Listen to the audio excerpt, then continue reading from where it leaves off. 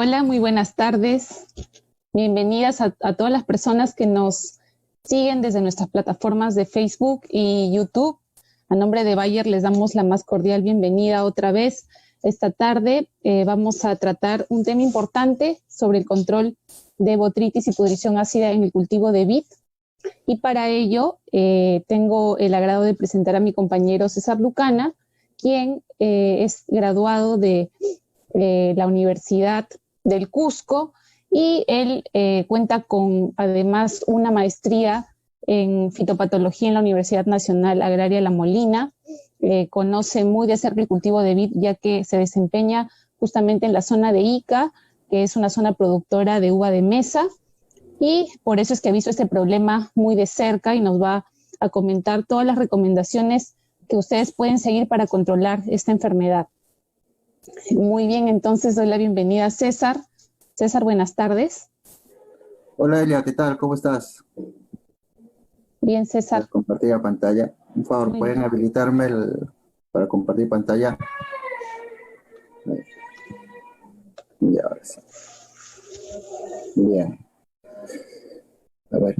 Ya, ahora sí. Ya. Bien, buenas Sí, ya tardes. podemos ver tu presentación. Listo, gracias.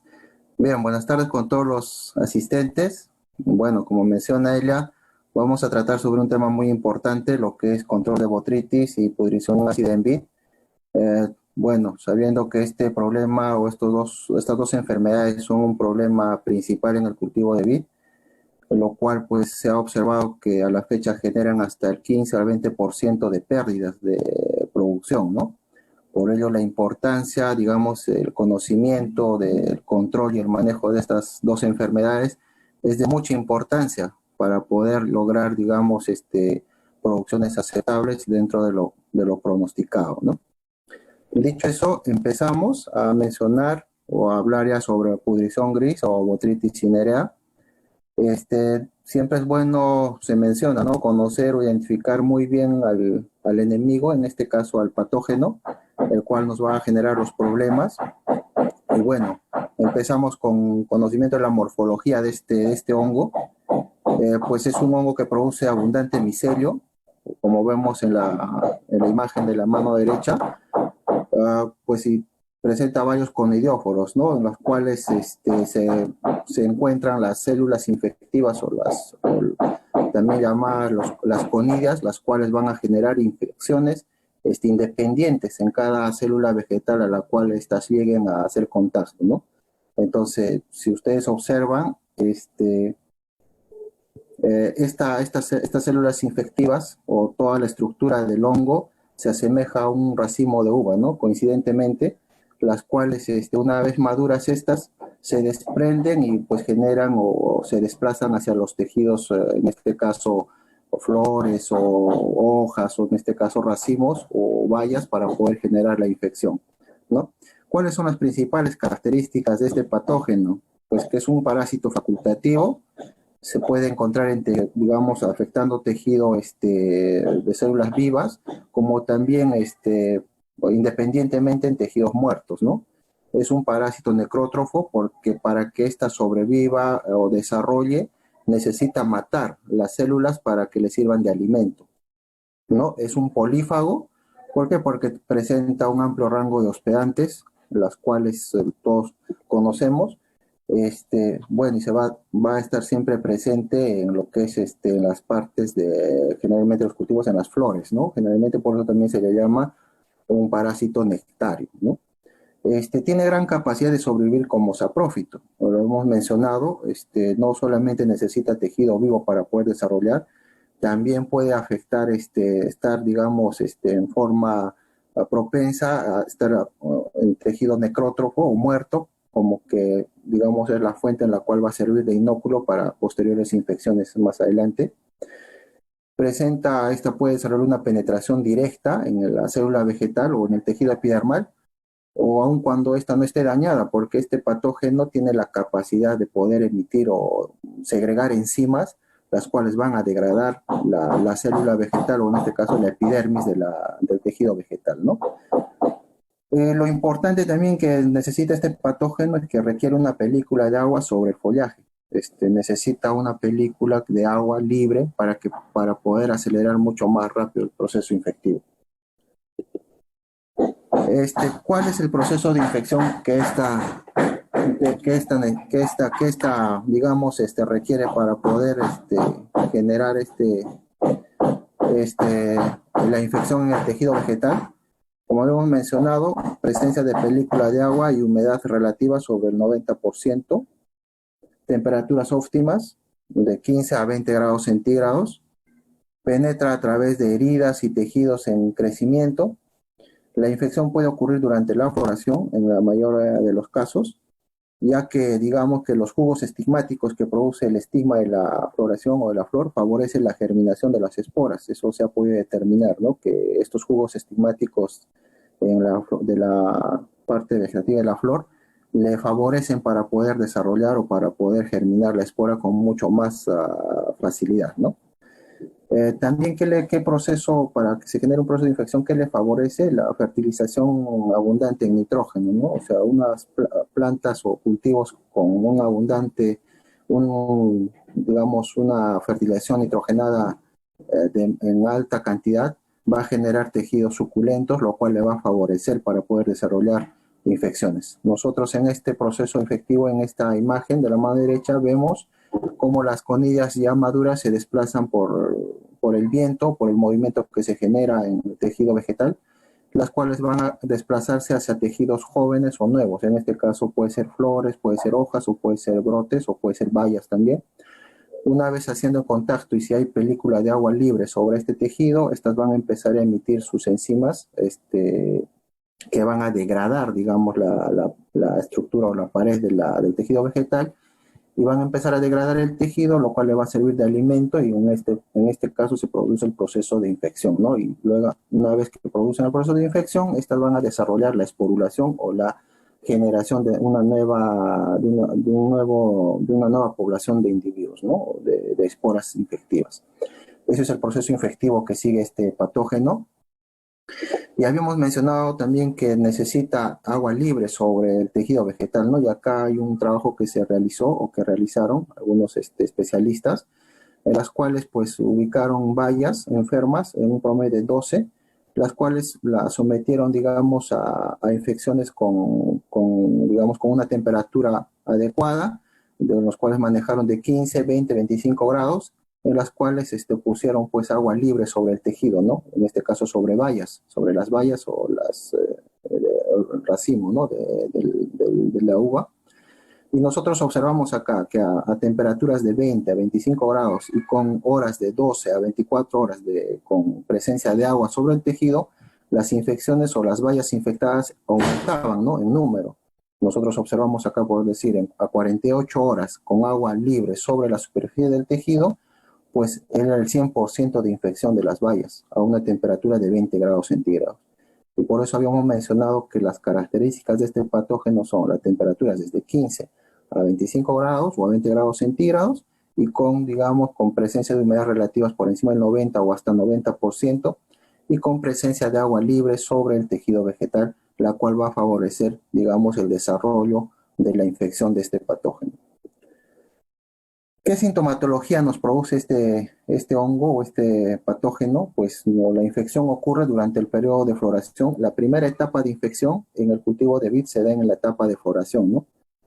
Presentando mayor susceptibilidad al ataque del hongo, el estado de floración temprana. En algunos casos, si las condiciones de humedad son altas, la floración temprana, en este caso de 10 a 20% de caída de califtra, es donde que se va a generar el primer proceso de infección.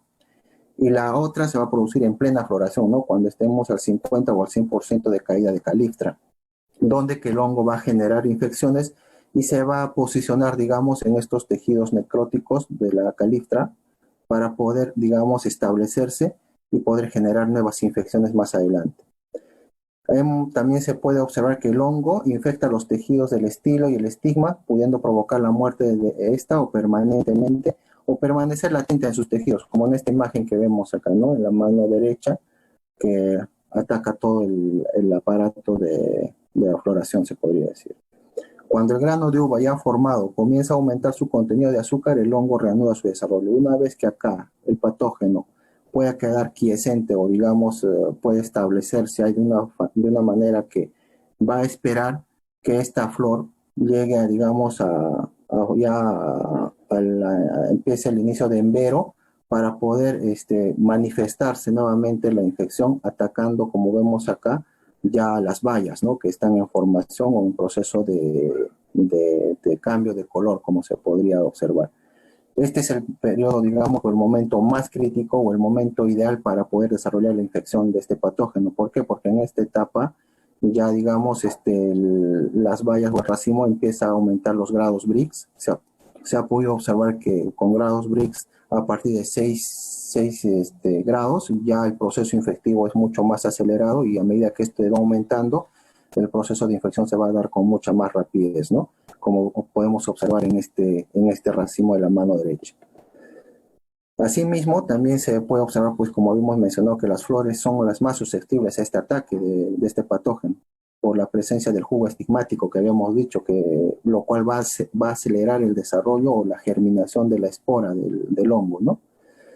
En prefloración o durante la flor se caracteriza por provocar un desecamiento si las infecciones son muy tempranas, como hemos mencionado, y son con alta cantidad de inóculo. Estas pueden incluso desecar el escobajo, ¿no? Especialmente en el extremo terminal y en los hombros del racimo, generando un necrosamiento en todo el racimo, se podría decir, de la floración. Otro síntoma de mayor importancia es la pudrición temprana, ¿no? Como habíamos mencionado, las bayas infectadas de los racimos se tornan de color café, pierden humedad, se apasan, o sea, se chupan y presentan una esporulación y fructificación del hongo en la superficie, como se puede observar, la cual va a servir de fuente de infección para otro tejido vegetal, para los demás racimos, ¿no?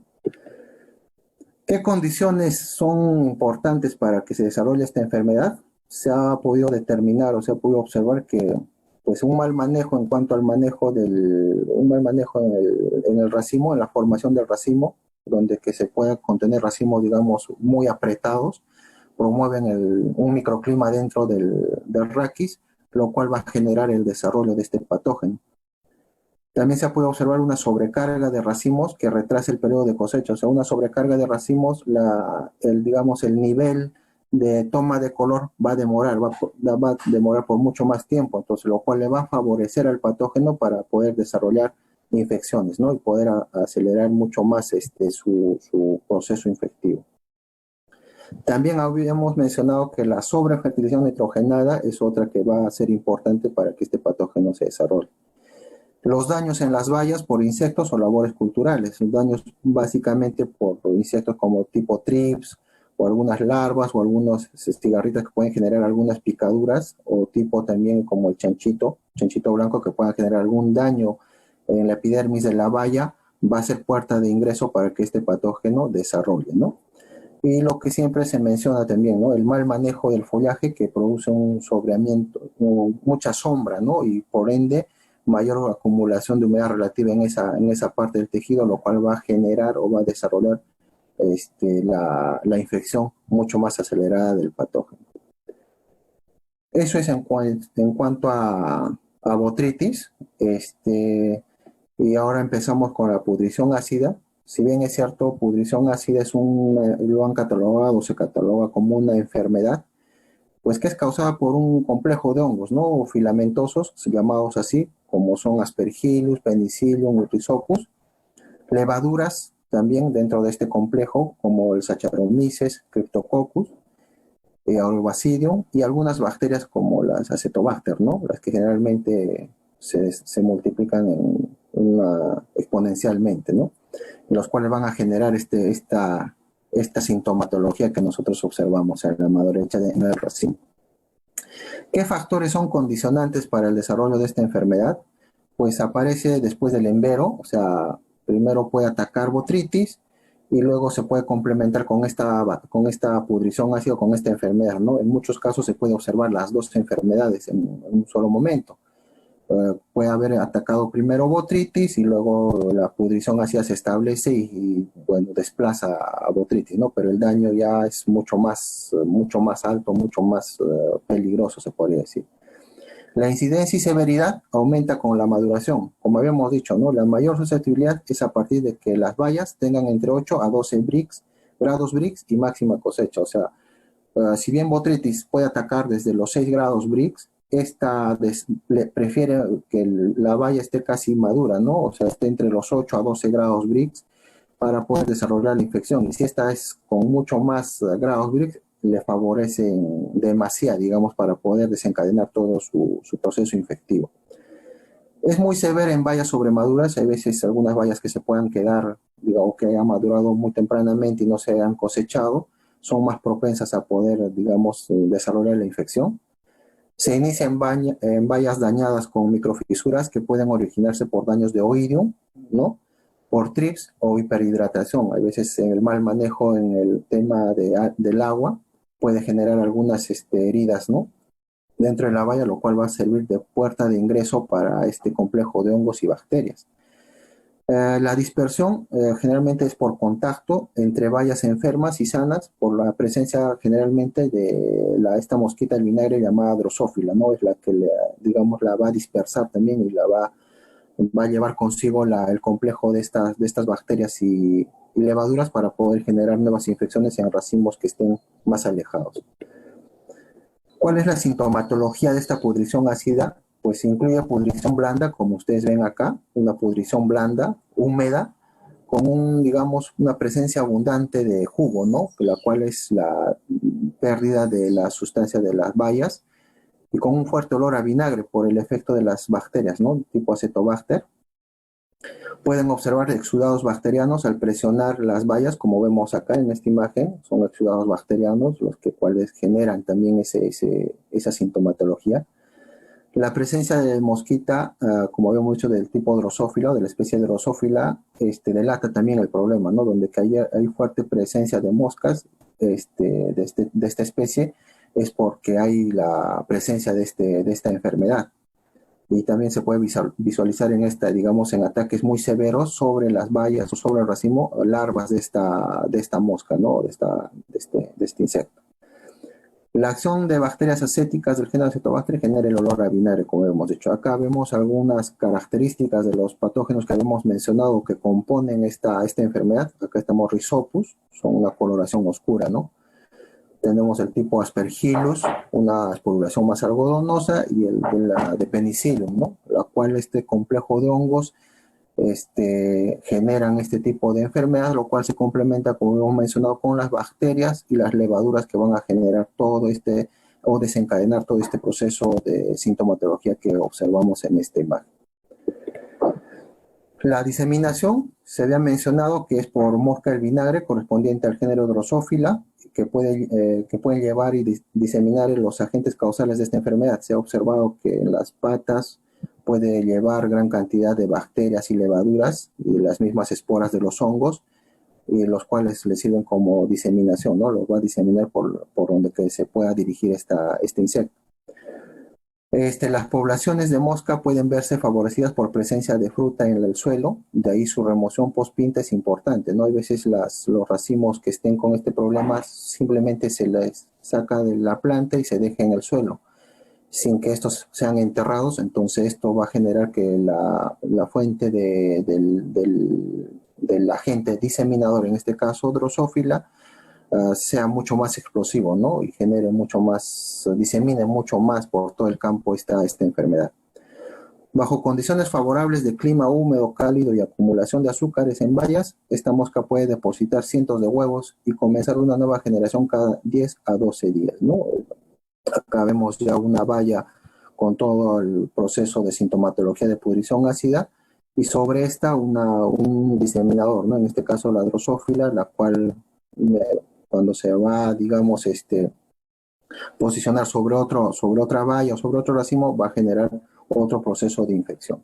Por eso es importante también el manejo de las bayas sobremaduras, ¿no? Enterrarlas dentro, haciendo una fosa para poder enterrarlas. Dentro de la estrategia, como habíamos mencionado, también hay un control cultural, un control químico. Dentro del control cultural habíamos mencionado, pues, manejar muy bien el nivel de fertilización, básicamente en lo que es el nitrógeno, ¿no? Excesiva cantidad de nitrógeno va a producir tejidos muy suculentos y excesivo sombreamiento, lo cual va a permitir que se genere un microclima, habíamos mencionado, para poder desarrollar todo este, o desencadenar todo este proceso tanto de botrytis como de pudrición ácida. Entonces es importante eso, ¿no? El desoje, el, digamos, manejo de la canopia, la ventilación para poder ingresar corrientes de aire que eviten que se genere un microclima dentro de esta, ¿no?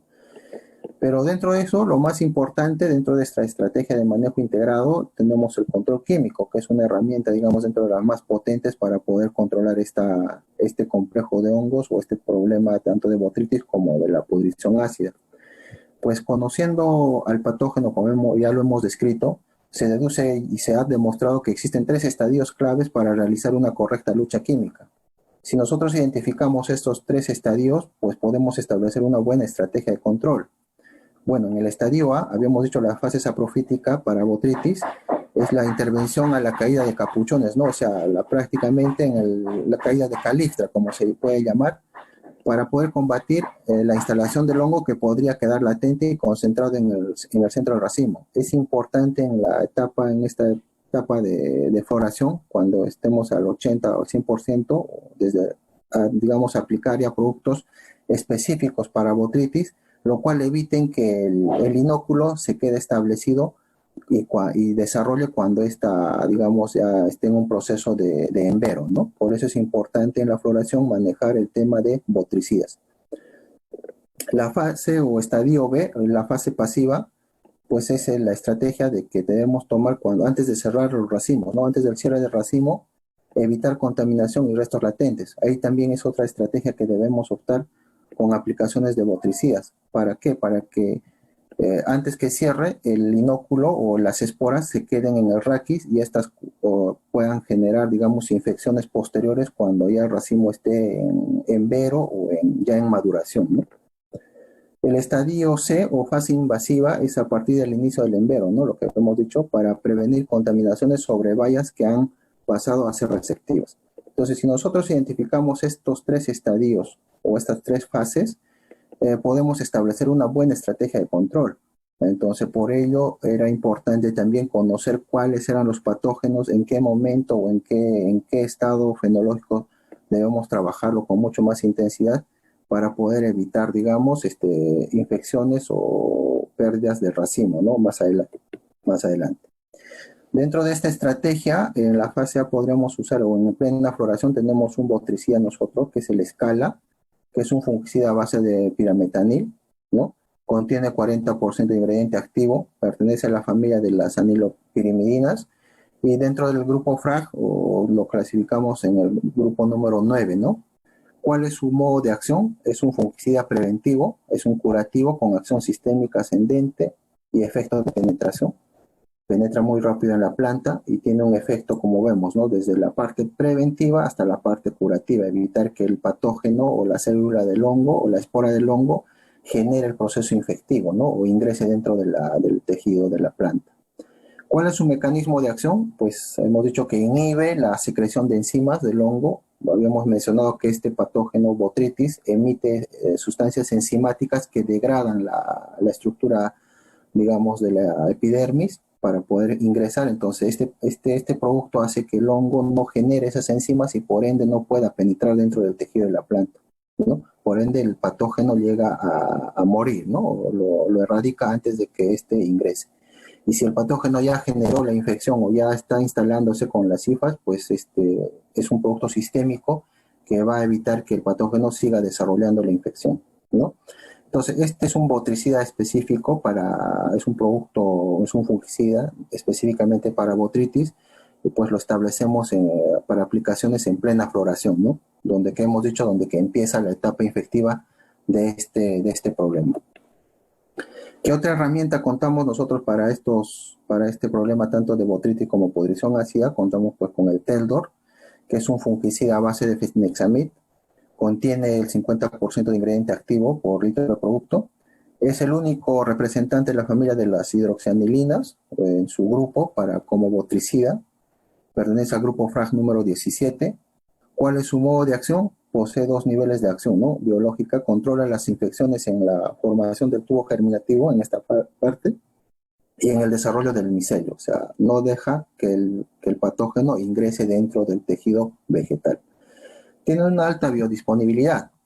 ¿Qué quiere decir esto? Que una vez aplicado, este producto Teldor forma una capa protectora en la superficie, fuertemente ligada a la cutícula, ¿no?, del tejido, y una parte penetra en los tejidos realizando una labor curativa en los primeros estadios de infección. Por eso es importante los monitoreos y también establecer en qué momento yo tengo que usar este tipo de productos en función de la etapa fenológica en la cual yo me encuentro. Como se menciona acá, Teldor controla los primeros estadios del desarrollo del hongo durante la colonización del tejido en el hueso. Que Teldor también podemos mencionar que pues, es un producto con un perfil toxicológico muy favorable. Teldor ha sido evaluado en Estados Unidos como uno de los productos de perfil toxicológico y ecotoxicológico más favorables. A nivel mundial, se podría mencionar que es una de las herramientas, uno de los botricidas más potentes o que hasta la fecha no ha generado ningún tipo de resistencia en esta especie de botrytis. Y bueno, está registrado para el cultivo de vid, específicamente para botrytis, con dosis de 1,5 litros por hectárea. Y lo importante de este producto es el periodo de carencia, ¿no?, que nos ofrece de periodo de carencia desde 1 hasta 3 días post aplicación, ¿no? Entonces es importante, podemos usar incluso en etapas más críticas donde que están presentes de repente las dos especies, tanto botrytis como la pudrición ácida, podemos usar en ese momento, ¿no?, por el periodo de carencia que nos ofrece este producto. ¿Qué otra herramienta contamos? Contamos con un cobre, con el Cupravit, que es un fungicida a base de oxicloruro de cobre. Contiene un 85% de ingrediente activo por kilo de producto. Dentro del grupo químico de la Frages pertenece a los inorgánicos, y el grupo Frages, pues el M01. ¿Cuál es su modo de acción? Es un fungicida foliar con efecto preventivo y de contacto.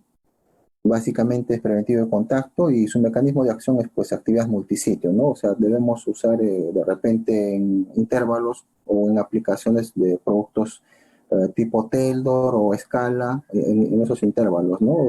Después del Teldor podemos usar el Cupravit para poder seguir controlando tanto a botrytis como a este complejo de hongos de la pudrición ácida.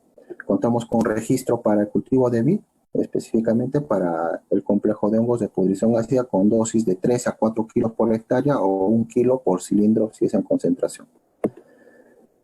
¿Qué otra herramienta tenemos para estas dos enfermedades? Y una de las que, digamos, es una de las más, te podría decir, de las más importantes, pues es el Serenade, ¿no? ¿Qué es el Serenade? Como todos sabemos, es un biofungicida, es un bactericida, y ya habíamos mencionado que la pudrición ácida está compuesta por hongos, bacterias. Entonces, este producto está basado en la cepa de la QS 713, es una bacteria Bacillus de la especie Amylocampanians, que protege los cultivos contra enfermedades fungosas y bacteriales, ¿no? Entonces encaja muy bien para el control de botrytis y pudrición ácida. Este producto está compuesto por potentes sustancias bioquímicas, ¿no?, llamadas lipopéptidos, que son sustancias que produce la bacteria. Y dentro de la formulación en el producto ya comerciales, pues está formado por estos lipopéptidos y esporas vivas, ¿no?, que van a cumplir la función de proteger o de, digamos, controlar al patógeno que esté presente en el tejido vegetal. Tiene 4 modos de acción. Es un fungicida, es un bactericida y es un promotor de crecimiento. También la planta lo reconoce como un producto en el cual le va a producir o le va a promover, digamos, el desarrollo de la planta en la fase vegetativa.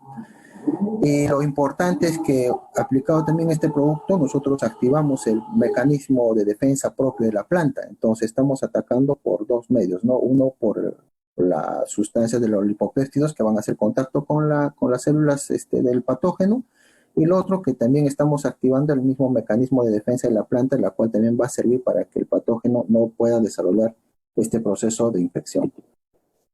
¿Cómo actúa Serenade? Sabemos que Serenade actúa pues los lipopéptidos, estas sustancias, las sustancias bioquímicas que produce la bacteria, digamos, hacen contacto y rompen la pared de la membrana celular del patógeno, ¿no? Entonces, ¿qué se logra con esto? Logran el colapso y muerte del patógeno, inhibición de la formación de septos y prevención de la formación y germinación de esporas, ¿no? Entonces esa es la forma como estos lipopéptidos generan un control cuando hacen contacto con la célula de este hongo, en este caso Botrytis y los otros tipos de hongos que están compuestos en la pudrición ácida. Serenade puede hacer sinergia con fungicidas, no hay problema, se puede hacer mezclas incluso con cobre, no hay ningún tipo de problema, no hace que la bacteria o estas sustancias lipopéptidos precipiten, al contrario, se potencializa el producto y tendríamos doble mecanismo de acción, ¿no? Si hacemos mezcla con cualquier fungicida, como les vuelvo a decir, incluso con productos a base de cobre. Bueno, esta característica pues hace que Serenade pueda hacer sinergia con fungicidas convencionales, incrementando la susceptibilidad de las células de los hongos a los efectos de otros fungicidas. Cuando Serenade rompe las membranas celulares del hongo, permite que otros fungicidas ingresen y destruyan muy rápidamente al hongo fitopatógeno, ¿no? Eso por ello que no hay problema en cuanto a mezclas con otros fungicidas. ¿Qué beneficios tenemos con Serenade? Pues habíamos mencionado que es un fungicida, un bactericida que es altamente efectivo contra Oidium, Botrytis y pudrición ácida, ¿no? Que es una cepa patentada, que es la única, esta cepa, US 713 de la especie Bacillus amyloliquefaciens, es la única que produce, digamos, estas sustancias en cantidades de 10 a 100 veces más que otras cepas, ¿no? Por eso la importancia y la característica de este producto para poder controlar estas dos enfermedades.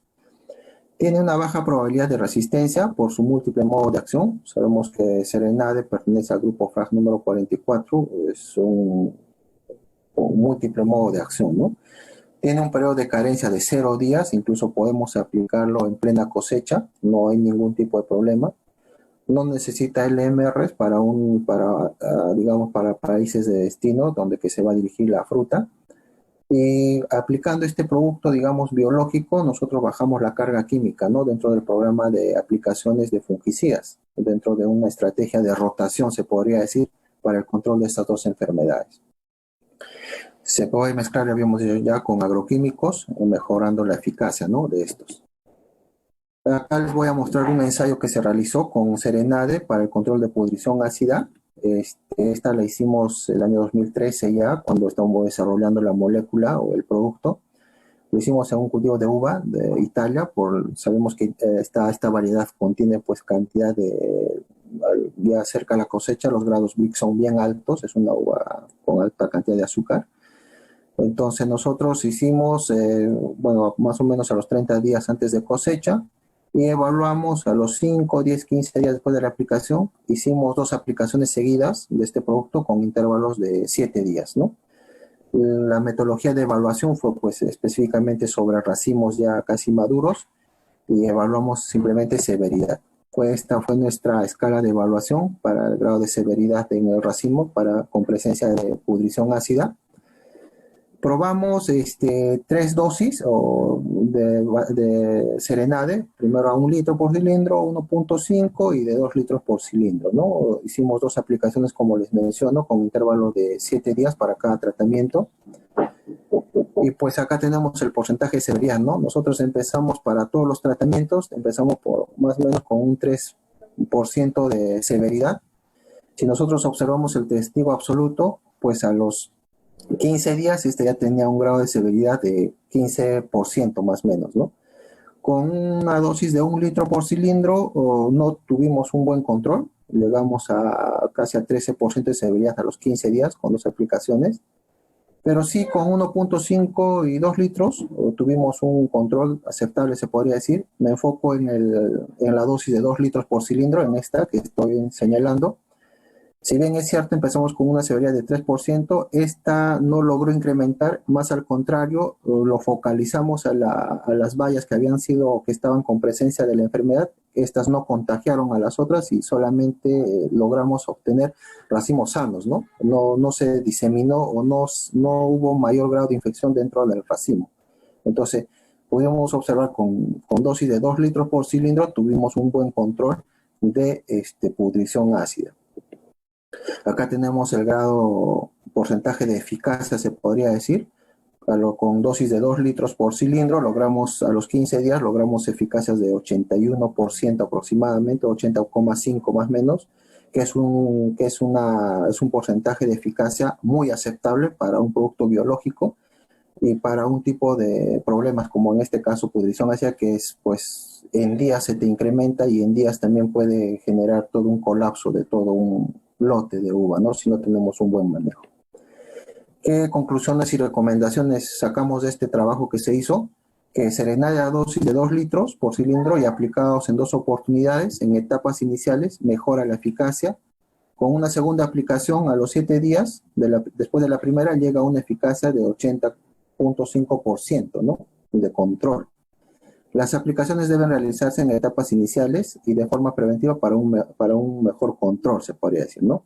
Y los volúmenes de aplicación deben ser óptimos, los cuales nos permitan una buena cobertura. Recuerden que una vez ya el racimo formado, que es importante que el producto ingrese a estas partes las partes internas, ¿no? O sea, la inserción del pedicelo con la valla, donde generalmente se desarrolla este tipo de enfermedad. Acá tenemos algunas imágenes, por ejemplo, el testigo absoluto. Acá tenemos a los 15 días cómo estaba afectada totalmente o casi un 60% del racimo. Con 1 litro también había avance de la enfermedad, no había muy buen control, pero sí con 2 litros, miren cómo simplemente tuvimos la infección y se estuvo, digamos, simplemente se quedó en esta valla que había empezado con la infección, ¿no?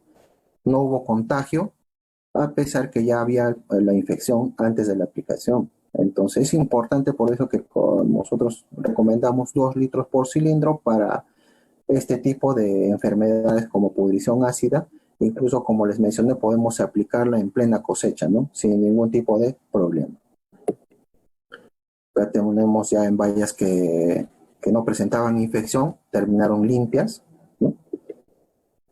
Y bueno, dentro de todo esto, ya acá tenemos un posicionamiento dentro de las fases o los estadios que habíamos visto de estas dos enfermedades.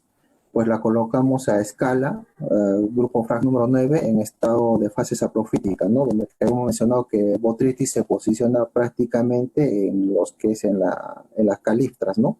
Que protegen a la flor. Ahí es donde que se va a permanecer y va a quedar, digamos, estable hasta que lleguemos al tema de pinta.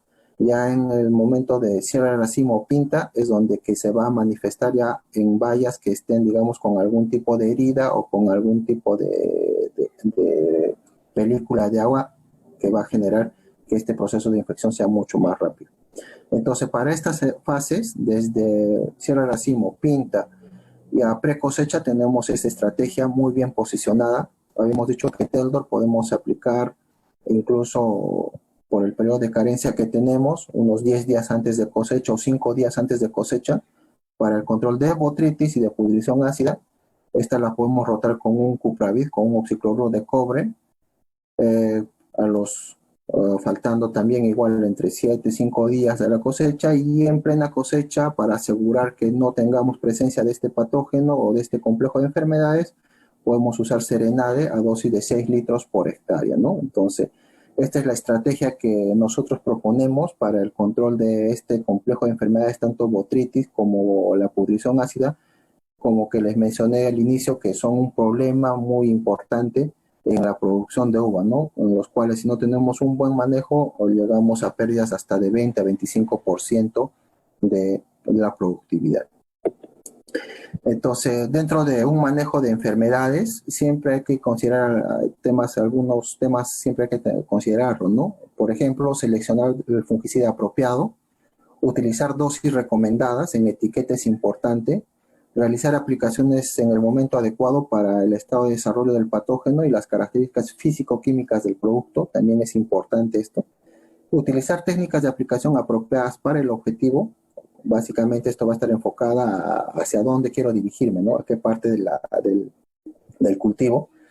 Alternar de forma adecuada los diferentes modos y mecanismos de acción es muy importante para tener un buen control del patógeno. Y lo importante también el monitoreo, ¿no? El seguimiento y el monitoreo del desarrollo de la enfermedad.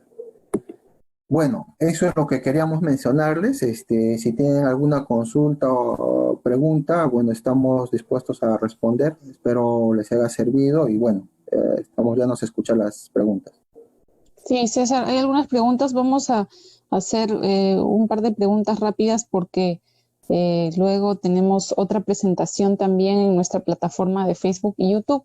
Así que ya para poder concluir tu presentación, nos están consultando acerca del volumen de mojamiento para la aplicación de escala y la dosis, así como el momento de aplicación. Claro, generalmente en etapa de floración tenemos volúmenes pues de 1200, 1000 litros, ¿no? Y la dosis que nosotros hemos establecido ahí es de 1.5 litros por hectárea, ¿no? Para ese volumen de agua. Así es. Recuerden también que es importante que ustedes hagan la calibración en sus campos porque a veces tenemos distintos sistemas de conducción, ¿no? Si se trata, por ejemplo, de una uva para producción de mesa, tenemos unos sistemas de conducción que permiten que la planta desarrolle mucho más que una uva que es para pisco o para vino, donde ya se usan más espalderas u otro tipo de sistemas de conducción donde el porte de la planta es más pequeño y a veces ahí el mojamiento es menor. Entonces, de acuerdo a cuál sea el destino de la uva, puede variar también el mojamiento. Pero lo que nos está diciendo César justamente es la recomendación que nosotros estamos dando para una uva de mesa que se cultiva pues en nuestro país, ¿no? César, también nos preguntan acerca del número de aplicaciones que podemos realizar de Teldor, Fenexamid. Sí, o sea, podemos realizar hasta 2 aplicaciones, porque recuerden, la fortaleza de este producto es el periodo de carencia que tiene, y lo otro que es un botricida muy específico, o sea, que es un botricida catalogado dentro de los más potentes. Entonces podemos hacer hasta 2 aplicaciones, ya que los LMRs también son bien altos para este producto. Entonces, dentro de las recomendaciones podemos hacer en esa etapa de pre-cosecha, podemos desde envero hasta pre-cosecha hasta 2 aplicaciones, ¿no? Obviamente rotando con estas 2 alternativas que les mencioné, tanto Cupravid como el Serenade, ¿no? Así es. Nos preguntan si es posible mezclar Teldor con algún bioestimulante. Sí, no habría ningún tipo de problema. Recuerden que el Teldor, tenemos pues la formulación SC, que es una formulación que se puede hacer mezclas con algunos foliares. Obviamente, no tenemos ningún tipo de problema. O sea, no habría ninguna restricción o alguna recomendación adicional que se podría hacer. Sí se puede mezclar. Perfecto. También nos preguntan sobre los intervalos de aplicación entre los botriticidas que has mencionado para obtener fruta de calidad.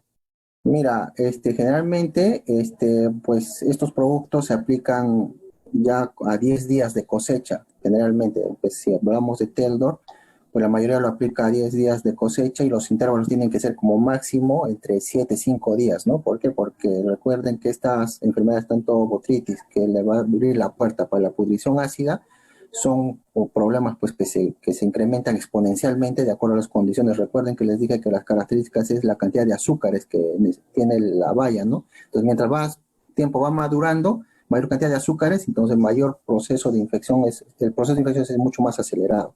Entonces, por ello importante, el intervalo tendría que ser máximo entre 5 a 7 días, ¿no? César, y la última pregunta, preguntas para responderlas vía inbox. Les vamos a pedir a todos nuestros seguidores que nos puedan disculpar porque vamos a continuar con otra presentación. Así que esta última pregunta, César, es acerca de Serenade. Quieren saber cuántas aplicaciones podemos realizar de Serenade para el control de botritis y pudrición ácida. Se puede hacer, miren, las aplicaciones Serenade no hay un límite, podemos hacer las aplicaciones seguidas, puede ser con intervalos, como les digo, de 3, 4, dependiendo de la intensidad o cómo esté la presencia de estas dos enfermedades, porque recuerden que Serenade está exento de LMRs y también es un producto biológico, entonces incluso les dije que podemos aplicar en plena cosecha, no hay ningún tipo de problema. Así es. Bien, César, muchas gracias por tu presentación y las recomendaciones que has dado esta tarde. A todas las personas que nos han seguido también, nos despedimos, les deseamos una buena tarde y continúen conectados a nuestras páginas de Facebook y YouTube para continuar viendo las próximas presentaciones. Hasta luego. Gracias, chao.